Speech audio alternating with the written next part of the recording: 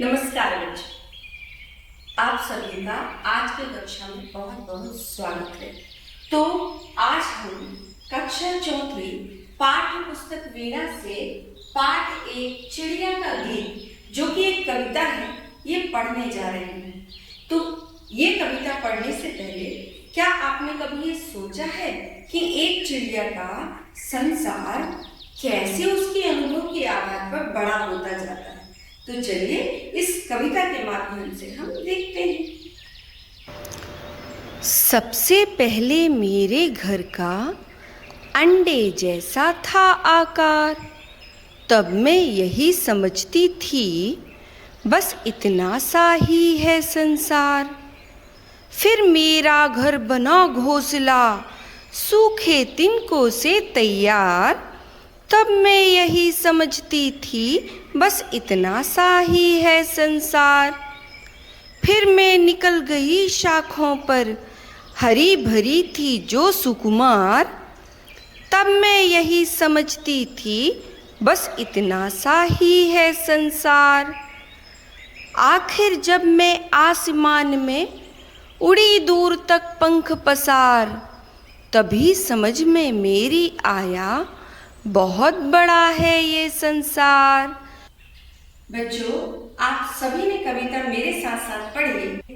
तो सबसे पहले पैराग्राफ में चिड़िया का बच्चा जो है अपनी लाइफ की जर्नी स्टार्ट करते हुए कहता है, सबसे पहले मेरे घर का अंडे जैसा था आकार, तब मैं यही समझती थी बस इतना सा है संसार।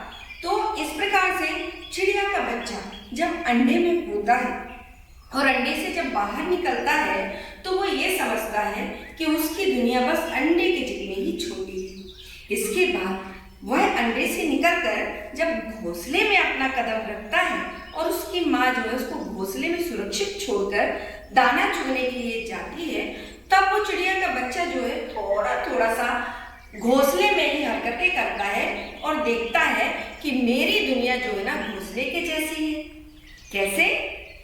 फिर मेरा घर बना घोंसला सूखे तिनकों से तैयार, तब मैं यही समझती थी बस इतना सा है संसार। ठीक है ना बच्चों? तो चिड़िया के बच्चे की जर्नी बिल्कुल आपके जैसे ही शुरू हो रही है। जैसे आप जब पैदा हुए छोटे थे तो आप अपनी माँ की गोद को ही अपना छोटा सा संसार समझते थे और अपनी माँ को ही समझते थे यही मेरी दुनिया है। फिर आप जैसे चिड़िया का बच्चा धीरे धीरे बड़ा हुआ, ऐसे ही आप छोटे से बड़े होते गए और आप अपनी नन्हे नन्हे कदमों से पूरे घर में घूमते गए। फिर आपको घोंसले की तरह अपना घर भी क्या लगने लगा, ये घर मेरा संसार है। तो चलिए फिर से हम कविता पर आते हैं।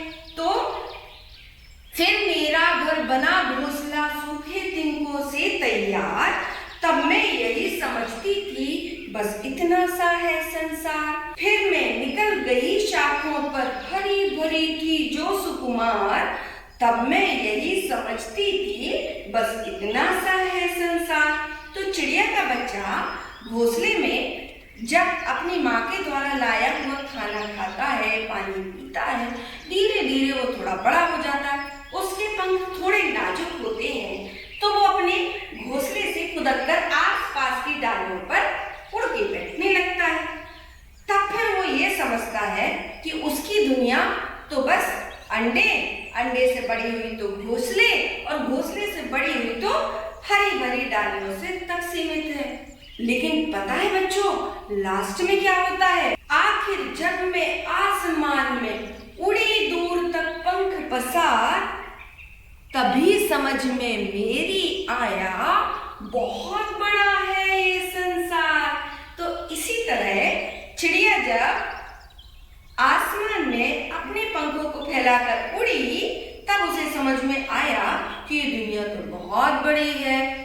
पेड़ पौधे, घर, मकान सारे के सारे उसको ऊंचे अंबर से छोटे छोटे दिखाई दे रहे हैं। आप बच्चों के लिए इस कविता से ये सीख मिलती है कि जब आप मेहनत से अपनी पढ़ाई करते हो और नई नई चीजें सीखते हो, तब आप पाते हो कि ये दुनिया बहुत ही विशाल है और सीखने के लिए इसमें बहुत सारा कुछ भरा हुआ है।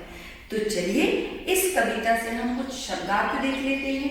यहाँ पर आकार यानी कि अंडे के आकार जितना घर ना, तो आकार एक बनावट को कहते हैं जिसको अंग्रेजी में हम शेप के नाम से पुकारते हैं। ठीक है, ये शब्द था आकार। आकार का अर्थ है बनावट। इसी तरह दूसरा शब्द है सुकुमार। सुकुमार मतलब नए कोमल पत्ते, डेलिकेट, जो एकदम कोमल कोमल से हरे हरे पत्ते निकलते हैं। तीसरा शब्द हमारी कविता में आया है पसार। पसार मतलब फैलाकर। चिड़िया जब अपने पंखों को फैलाकर आसमान में उड़ी, ये शब्द वहां पर आया है। तो बच्चों, ये हमने कविता के देख लिए शब्दार्थ। अब मैं आप लोगों से एक प्रश्न पूछना चाहती हूँ, आप लोगों से कमेंट में जरूर लिखिएगा। तो मेरा प्रश्न है कि चिड़िया का घर सबसे पहले कैसा था? अंडे के जैसा या घोंसले के जैसा? कमेंट में लिख के बताइएगा।